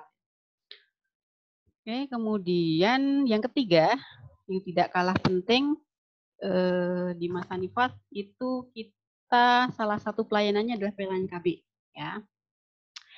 Nah, pada saat ini di masa pandemi yang dianjurkan KB-nya adalah metode jangka panjang. Harapannya ini tidak akan membuat pasien sering bolak-balik ke kita itu ya. Jadi kalau kita berikan pasien kita atau pasien kita pakai implan atau pakai IUD itu kan bisa tahunan ya datang lagi ke tenaga kesehatan. Tetapi kalau dia pakai suntik 1 bulan itu harus bolak-balik 1 bulan ke vaskes ke kita atau 3 bulan itu juga bolak-balik. Nah itu resiko terpaparnya cukup tinggi. Nah ini saya informasikan ke teman-teman ya, barangkali teman-teman kemarin juga sudah ada yang ikut sosialisasi tentang draft KIA yang tahun 2020 ya. Memang tadi di sini ada kunjungan Nifas itu ada perubahan. Kalau yang versi 2015 ya kalau nggak salah 2015 itu kan 3 kali kunjungan ya, Nifas itu 3 kali kunjungan. Kemudian kalau saat ini itu yang kita sudah berbalik lagi memakai 4 kali kunjungan. Kalau dulu kan 3 kali kunjungan itu 6 jam sampai 3 hari, kemudian 4 hari sampai 28 hari, kemudian 29 hari sampai 42 hari. Itu yang versi 2015 kemarin. Dan ini sedang digodok kali ya di IP pusat gitu untuk atau di Kepmenkes ya untuk KIA yang 2020 ya. Jadi memang di situ sudah ada kunjungan itu menjadi 4 kali lagi. Memang dulu yang sebelum 2015 juga udah sempat 4 kali juga ya. Jadi kita sudah 3 kali berubah ya. 4 kali, kemudian 3 kali, ini 4 kali lagi. Seperti itu. Next.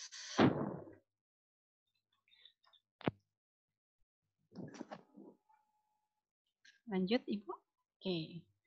Ya, kemudian kita akan masuk ke menyusui. Lalu di mana? Di masa pandemi ini, bolehkah Ibu menyusui? Kita lihat dulu ya di WHO. Di WHO itu mengatakan bahwa menyusui atau ASI itu adalah makanan yang sangat ideal, sangat bagus untuk tumbuh kembang dari bayi kita. Ya, jadi sampai saat ini definisi itu tidak berubah ya. Jadi ASI masih tetap nomor 1. ASI is okay, yes gitu ya. Jadi untuk masa pandemi tetap ASI adalah menjadi pilihan utama seperti itu. Nah, ibu-ibu yang menyusui tidak perlu takut ya karena hasil penelitian mengatakan memang ASI itu tidak terdeteksi maksudnya COVID-19 virusnya itu tidak terdeteksi di dalam ASI ya. Hasil penelitian dan pembuktian ilmiah memang belum ada yang mengatakan bahwa COVID itu bisa ditularkan melalui ASI, itu belum ada ya. Jadi insya Allah masih aman karena itu juga insya Allah dijaga ya sama Allah, pemberian Allah ya untuk anak-anak kita sampai hari ini masih terbaik lah ASI itu. Kemudian kita juga tahu bahwa penularan COVID-19 itu adalah di droplet ya, jadi dari percikan kita, dari udara kita ngomong itu adalah media untuk terkontaminasinya ya. Jadi terjadi pada saat bayi lahir, bukan pada saat bayi ada di dalam kandungan. Seperti itu. Next. Nah, oke, di sini berarti ada tugas bidan ya, atau mungkin kalau ada Bapak Ibu yang nakes yang lain, yaitu tugas nakes lah ya, tugas nakes bersama. Kita akan lihat lalu bagaimana tugas bidan. 1, tugas bidan harus memahami kondisi pasien. Karena mau tidak mau, kita harus menjaga psikologis dari pasien kita ya. Kita tahu bahwa laktasi atau manajemen laktasi, keberhasilan menyusui itu akan dipengaruhi oleh psikis ya. Kita tahu juga di masa pandemi itu di masa pandemi ini stresor itu cukup luar biasa membuat orang tuh stres, panik gitu ya. Nah, itu yang harus dipahami oleh tenaga kesehatan bisa memanajemen pasiennya sehingga proses laktasi bisa berjalan dengan sempurna. Seperti itu. Kemudian yang kedua, bidan sendiri harus memahami manajemen laktasi.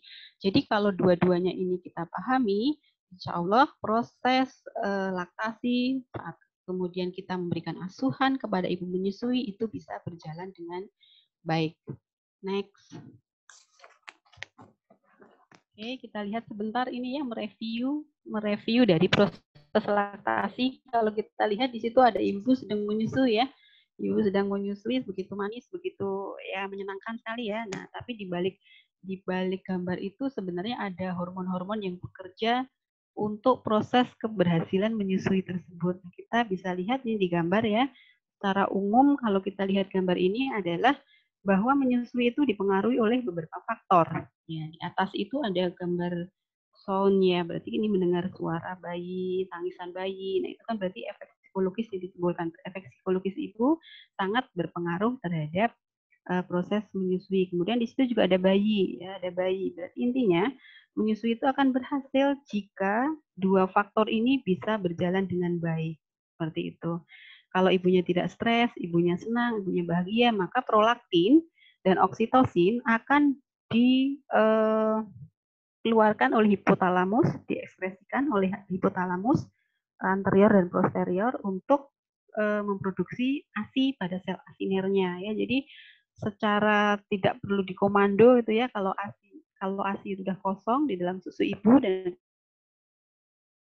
kemudian ibu juga dalam keadaan yang sehat, baik fisik maupun mental, itu otomatis organ-organ di dalam hormon-hormon ini itu akan bekerja dengan sendirinya mempersiapkan makanan untuk bayi ya. Jadi kita tidak perlu ragu lagi, tidak perlu takut lagi. Apakah di masa pandemi ini kita harus tetap dan aman menyusui, tetap aman insya Allah ya, dengan catatan bahwa ibu tadi tidak sedang mengalami gangguan kesehatan. Oke, next. Nah, ini akan coba balik lagi. Balik lagi.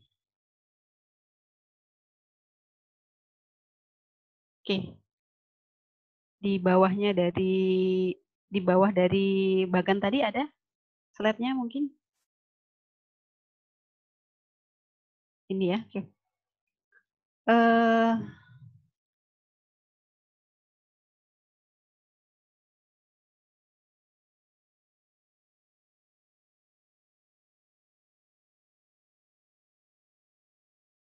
Ini slide yang di atasnya ada Ibu, teman-teman.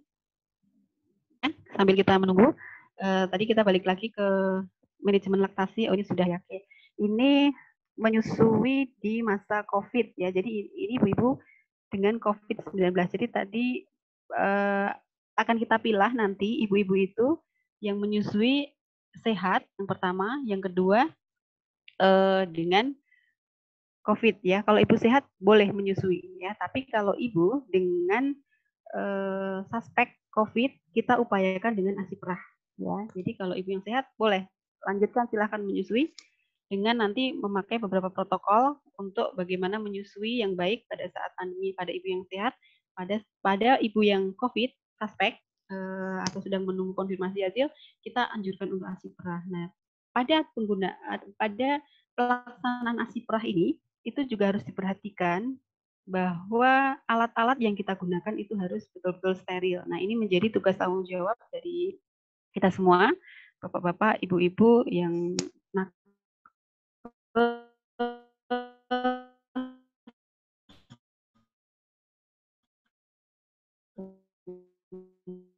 kemudian juga ibu-ibu sendiri yang pada pompa ya, biasanya ibu kan bukan pompa nih. Nah, pompa itu jangan bergantian.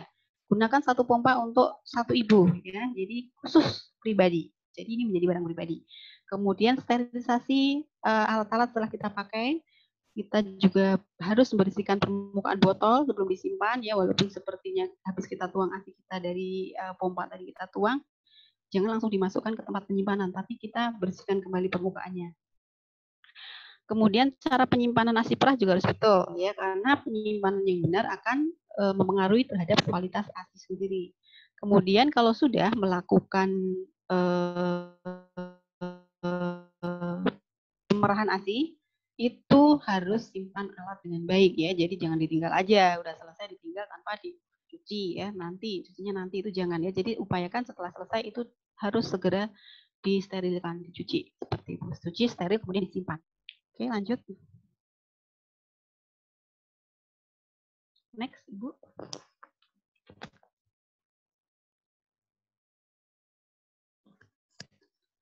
Oke, ini adalah gambar dari cara memerah ASI ya. Jadi memerah ASI itu bisa dengan dua teknik atau dua metode.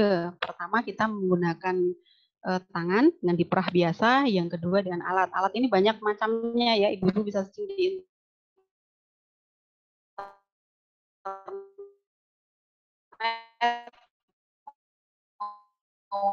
alat yang macamnya kayak apa. Intinya yang sesama ibu bisu itu nggak boleh. Jadi tetap upayakan itu menjadi barang pribadi kita.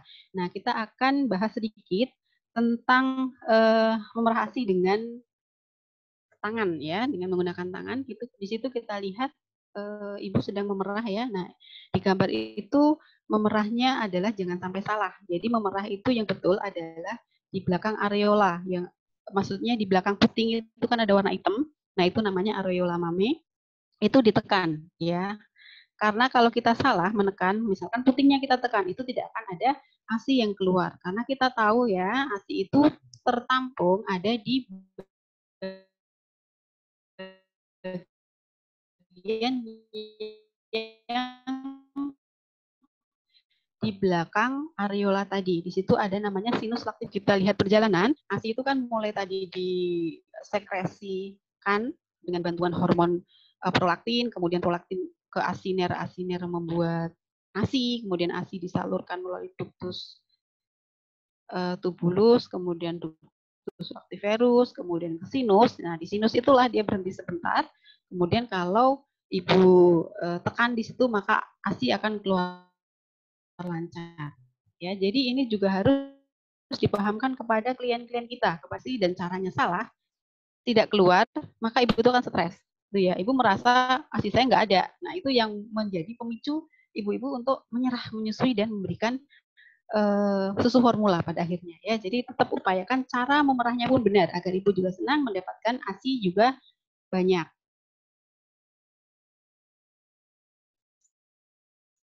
Seperti itu. Nah, kalau sudah mendapatkan ASI, kemudian baru nanti akan kita gunakan sesuai kebutuhan. Ya, cara penyimpanan juga boleh di udara atau di ruang biasa atau di kulkas, ya, tergantung dari kapan mau diperlukan. Next, Ibu.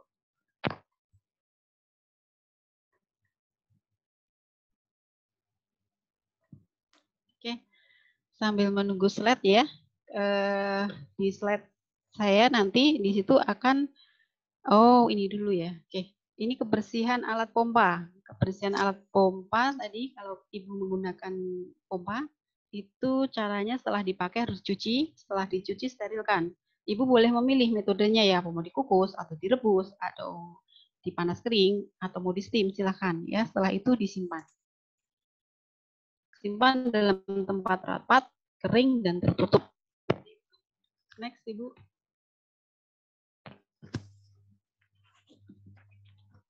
Oke, ini cara menyimpan ya. Jadi tadi saya sampaikan menyimpan bisa pada suhu ruang biasa itu 19 sampai 26, kuat bisa kuat 6 sampai 8 jam. Tapi itu di ruang ber-AC ya. Kalau di ruang biasa itu hanya kuat 4 jam. Dan tolong ibu-ibu ini juga menjadikan perhatian, ASI beku yang baru keluar dari kulkas kemudian kita minumkan dengan ASI yang sudah beku tadi kita keluarkan, kita cairkan, kita masukkan kembali ke kulkas itu juga akan berbeda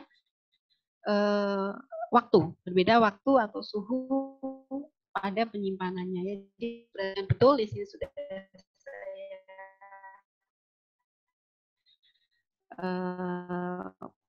paparkan ya. Ada bagaimana kita cara menyimpannya. Di kulkas kita juga di freezer yang pintu itu akan berbeda-beda. Kalau kita di deep freezer bisa kuat sampai 12 bulan, tapi dengan penyimpanan yang baik nggak sering buka-buka itu bisa 12 bulan. Oke, lanjut. Oke, sudah terakhir. Ini adalah salah satu kutipan ayat di situ.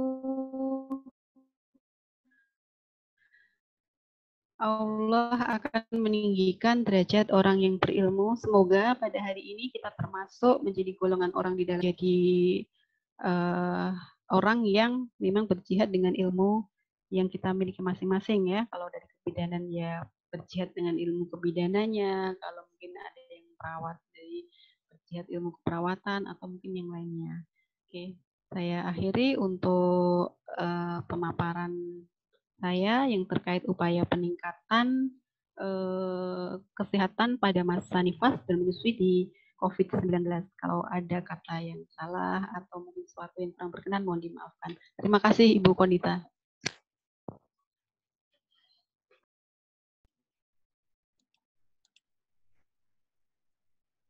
Ya, terima kasih kepada Ibu Sri Susanti, Sarjana Sains Terapan Magister Manajemen Magister Kesehatan yang telah menyampaikan materinya.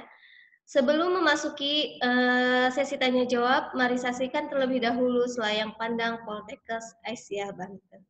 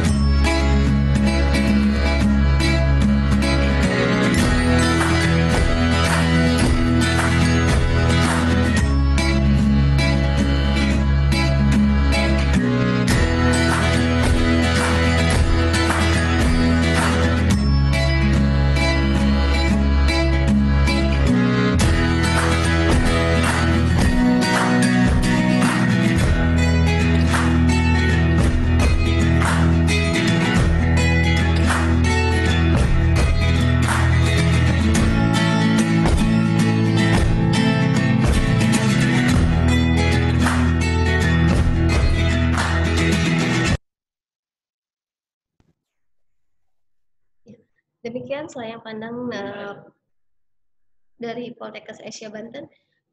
Kedua pemateri telah menyampaikan materinya dan selanjutnya yaitu sesi tanya jawab. Pada sesi tanya jawab ini, panitia telah memilih beberapa pertanyaan dari para peserta webinar. Sebelumnya kami mohon maaf kepada peserta webinar karena tidak bisa menampung semua pertanyaan yang diajukan melalui kolom live chat. Akan tetapi, insya Allah dari beberapa pertanyaan yang sudah panitia pilih bisa mewakili pertanyaan dari saudara semuanya. Pertanyaan untuk Ibu Jumiati dari Senada Sitorus, bagaimana cara mendorong ibu hamil untuk lebih peduli terhadap kehamilannya yang mengharuskan ibu hamil memeriksa kondisi dirinya sendiri dan gerakan janinnya di era pandemi ini. Sedangkan dalam era yang normal saja, ibu hamil masih banyak yang tidak mengerti tentang kebutuhan ibu hamil itu sendiri. Mungkin Ibu Jumiati jawab.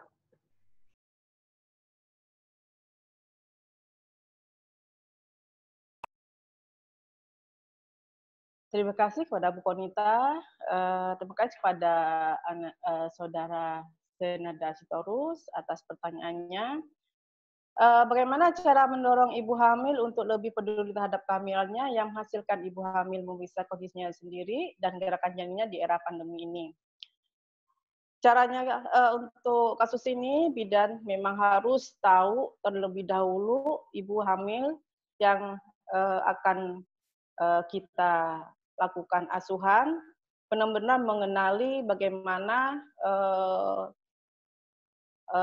emosionalnya dan sikapnya, sehingga bidan bisa membuat mapping untuk asuhan konseling yang akan diberikan kepada ibu hamil tersebut. Karena masing-masing ibu hamil akan berbeda terhadap penerimaan kehamilannya, terutama emosionalnya. Cara selanjutnya yaitu bidan menganjurkan kepada ibu hamil untuk mempelajari materi-materi yang ada di buku KIA. Apabila didapatkan materi yang kurang dimengerti, secepatnya menghubungi bidan melalui WA atau telekomunikasi.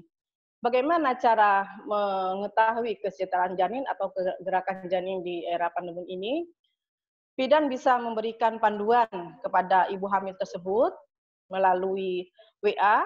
Kemudian bidan bisa memantau ibu hamil tersebut apakah sudah melaksanakan pemeriksaan gerakan janin sesuai dengan panduan yang sudah diberikan. Di sini seorang bidan memang harus continue atau secara istiqomah dengan sabar terhadap ibu hamil yang benar-benar kita tangani, sehingga ibu hamil tersebut benar-benar mengerti dan memahami akan pentingnya untuk menjaga kesejahteraan janin dan kesehatan selama kehamilannya. Mungkin itu yang bisa saya sampaikan. Yang terpenting di sini kita tingkatkan hubungan melalui telekomunikasi antara bidan dengan ibu hamil, sehingga diharapkan ibu hamil secara mandiri bisa menjaga kesehatan kehamilannya serta kesejahteraan janinnya. Terima kasih. Ya, terima kasih kepada Ibu Jumiati untuk menjawab pertanyaan dari Senada Sitorus. Mudah-mudahan jawabannya bisa sudah dipahami. Kemudian untuk pertanyaan kedua untuk Ibu Jumiati juga dari Tatin Elians Putri. Apakah ibu hamil tidak minum tablet tambah darah selama hamil? Setelah ibu melahirkan, ibu mengalami perdarahan postpartum. Apakah tablet tambah penyebab dari perdarahan postpartum? Dari Tatin Elians Putri. Kami persilakan kepada Ibu Jumiati untuk menjawabnya.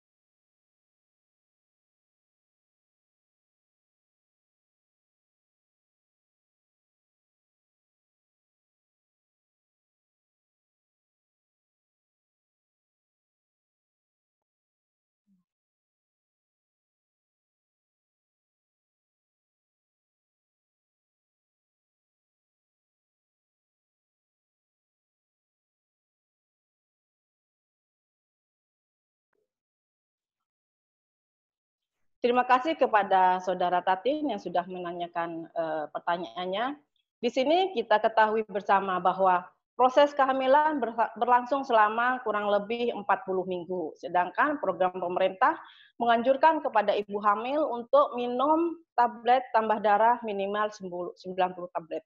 Apabila ibu hamil dari awal tidak mau minum tablet tambah darah, maka bidan harus benar-benar memberikan konseling kepada ibu hamil agar bisa mengkonsumsi gizi seimbang, sehingga kandungan Fe itu bisa didapatkan dari makanan atau susu. Jadi kalau nutrisinya sudah cukup, memenuhi gizi seimbang, serta sesuai dengan IMT, indeks massa tubuh ibu hamil, insya Allah untuk pemenuhan zat besi bisa didapatkan dari makanan atau susu. Jadi tidak diperlukan lagi dari zat tablet Fe yang memang ibu hamil tidak mau meminumnya. Kemudian, apakah tablet Fe penyebab dari perdarahan postpartum? Nah, di sini untuk perdarahan postpartum bisa disebabkan oleh 5 faktor. Yang pertama, yaitu karena mengalami atonia uteri, yaitu kondisi saat rahim ibu gagal untuk berkontraksi pada persalinan. Biasanya pada selama proses kehamilan ibunya mengalami anemia, sehingga saat proses persalinan kontraksinya kurang bagus. Kemudian adanya perdarahan yang terjadi karena robekan pada vagina, mengalami plasenta previa, yaitu kondisi saat ari-ari plasenta berada di bagian bawah rahim. Hal ini akan menyebabkan tertutupnya jalan keluarnya bayi. Mengalami ruptur uteri, yaitu kondisi saat dinding rahim robek. Kondisi ini akan menyebabkan bayi masuk ke dalam rongga perut dan menyebabkan kesulitan bernafas. Yang terakhir, yang kelima, kurangnya enzim trombin, yaitu enzim yang membantu proses pembekuan darah dalam tubuh. Jadi memang bukan hanya tablet FE-nya, memang kekurangan ya, zat hemoglobinnya yang bisa menyebabkan terjadinya perdarahan. Karena tablet FE itu tidak wajib diminum melalui obat, tetapi bisa dari zat gizi yang memang benar banyak tinggi sekali zat FE-nya, serta bisa juga melalui susu yang bisa dikonsumsi oleh ibu hamil. Mungkin itu yang bisa saya jawab untuk pertanyaan saudara Tatin, dan terima kasih. Ya, terima kasih kepada Ibu Jumiati. Mudah-mudahan saudara Tatin sudah dapat terjawab untuk pertanyaannya.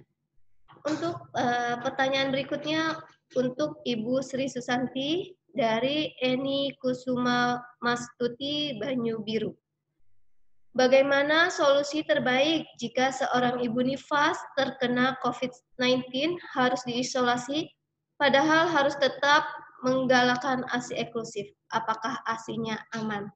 Silakan kepada Ibu Sri Susanti untuk menjawabnya.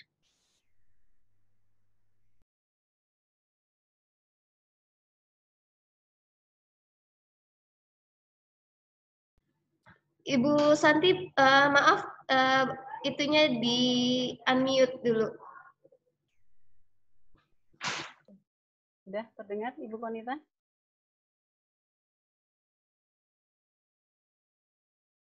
Sudah terdengar Ibu Konita?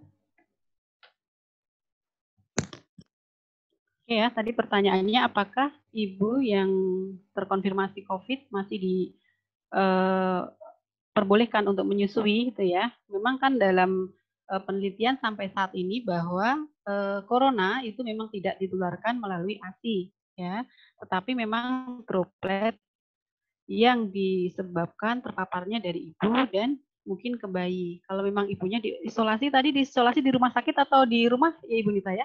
Tanyanya. Tadi hanya isolasi aja Bu, kalau diisolasi. Oke ya, oke boleh ya.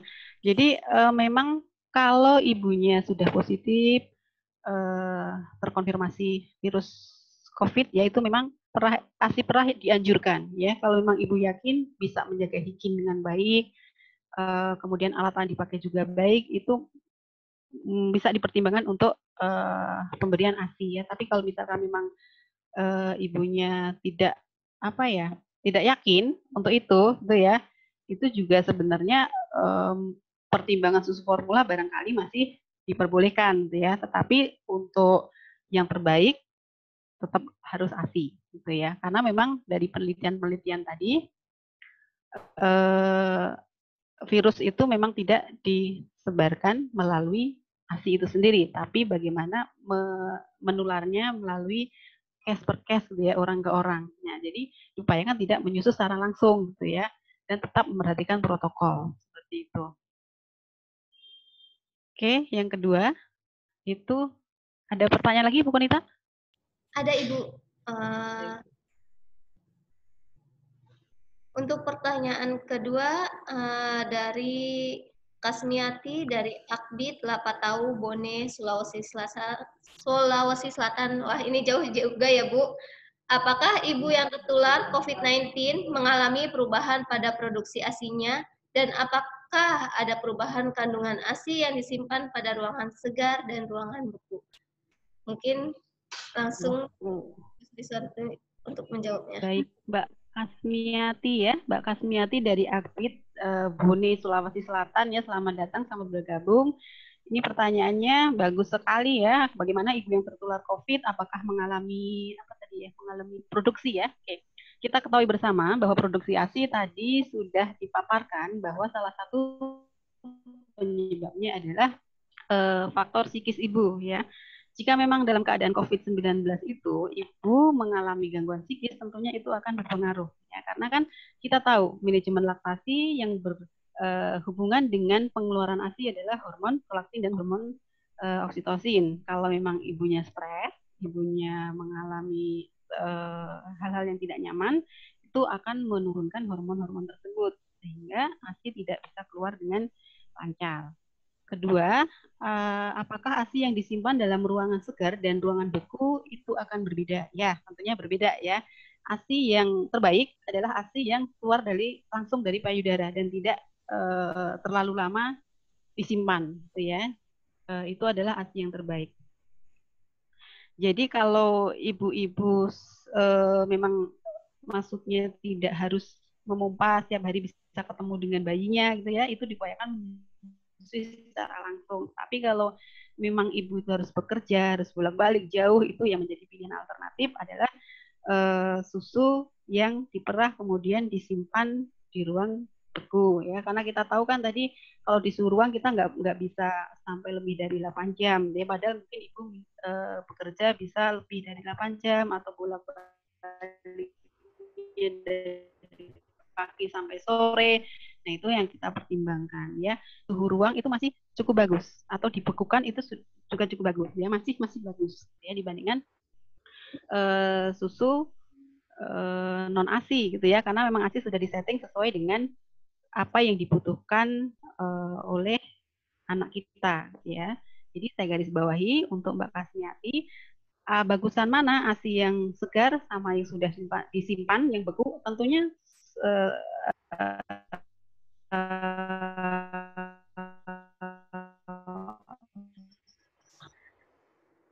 bagus ini langsung dari Pak Moderator saya kembalikan. Terima kasih. Ya, terima kasih kepada Bu Santi untuk jawabannya. Mudah-mudahan Ibu Saudari Kasmiati dan Saudari Enis sudah terjawab untuk pertanyaannya. Kemudian akan kami umumkan peserta pemenang door prize untuk 2 penanya. Ya, selamat kepada Saudari Senada Sitorus dan Eni Kusumastuti Banyu Biru. Nanti panitia akan menghubungi kepada kedua pemenang dan akan dikabari oleh panitia. Selanjutnya yaitu kami ucapkan terima kasih kepada pemateri yang telah menyampaikan materi dengan luar biasa. Hadirin sekalian, demikianlah acara diskusi pada webinar seri 3 dengan tema Upaya Peningkatan Kesehatan Maternitas di Era Pandemi COVID-19. Selanjutnya, sebelum kita menutup sesi ini, saya akan mencoba menyimpulkan keseluruhan materi webinar kali ini, yaitu pemeriksaan kehamilan dapat dilakukan di pelayanan kesehatan sesuai dengan perjanjian agar ibu hamil tidak terlalu menunggu lama. Kelas ibu hamil dapat dilakukan secara online. Pemeriksaan trimester 1 itu dilakukan untuk screening awal, kemudian di trimester 2 hanya yang memiliki faktor resiko saja, kemudian di trimester 3 harus dilakukan untuk menyiapkan proses persalinannya. Ibu hamil senantiasa selalu menjaga kesehatan baik fisik dan mental. Ibu nifas harus tetap mengikuti protokol kesehatan, pencegahan COVID-19, termasuk cuci tangan dan memakai masker. Ibu nifas dan keluarga harus memahami tanda bahaya nifas. Kunjungan nifas 1 tetap dilakukan di pelayanan kesehatan dengan perjanjian. Selanjutnya, kunjungan nifas yang kedua sampai dengan keempat dapat dilakukan dengan kunjungan rumah atau dengan penggunaan media online. Pelayanan KB dilakukan sesuai jadwal dengan perjanjian. Ibu dengan COVID-19 tetap masih dapat memberikan ASI dengan melalui ASI perah.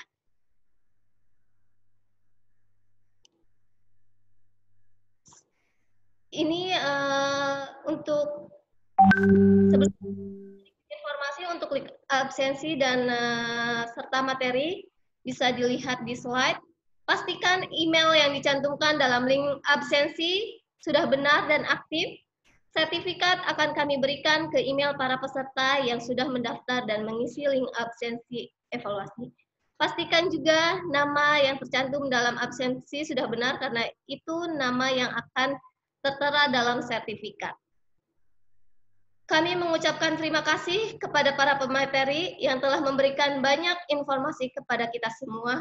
Dan kami juga mengucapkan terima kasih banyak kepada para peserta atas partisipasinya dalam kegiatan webinar kali ini.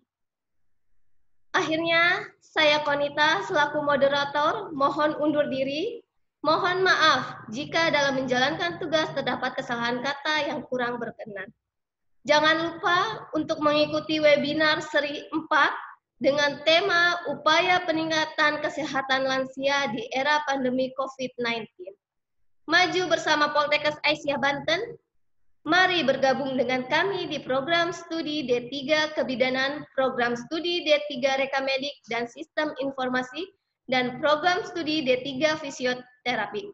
Nasruminallah wa fatun qorib. Wassalamualaikum warahmatullahi wabarakatuh. Waktu saya kembalikan kepada MC. Terima kasih.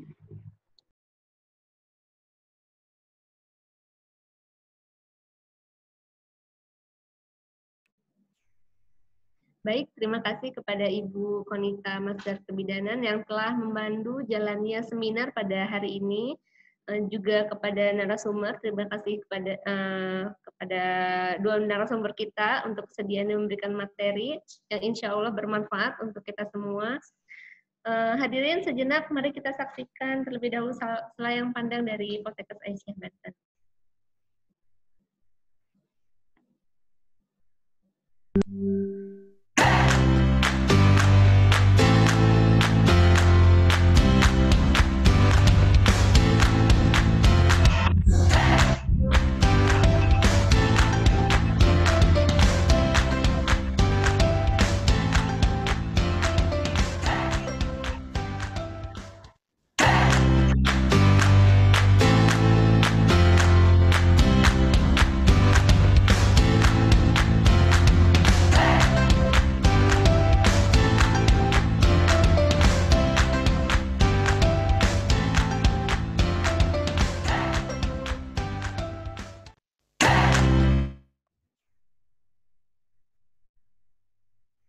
Baiklah, demikian acara webinar kita pada hari ini. Kami atas nama panitia penyelenggara mengucapkan terima kasih kepada semua pihak yang telah membantu terselenggaranya acara hari ini, dan juga kepada seluruh peserta yang telah mengikuti acara webinar ini sampai selesai, baik melalui Zoom maupun live streaming Facebook. Mohon maaf apabila terdapat banyak kekurangan atas penyelenggaraan webinar ini. Acara terakhir adalah penutup. Marilah kita sama-sama melafazkan hamdalah dan doa kafaratul majlis. Alhamdulillahirabbil alamin. Subhanaka Allahumma wa bihamdika astaghfiruka wa atubu ilaik.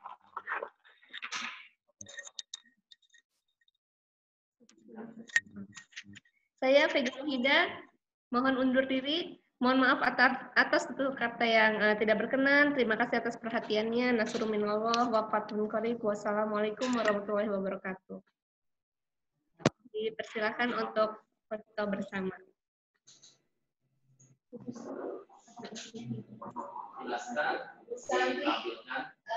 Bisa ditampilkan mic-nya. Ibu Nuria bisa ditampilkan. Nuria. Suara paling dia.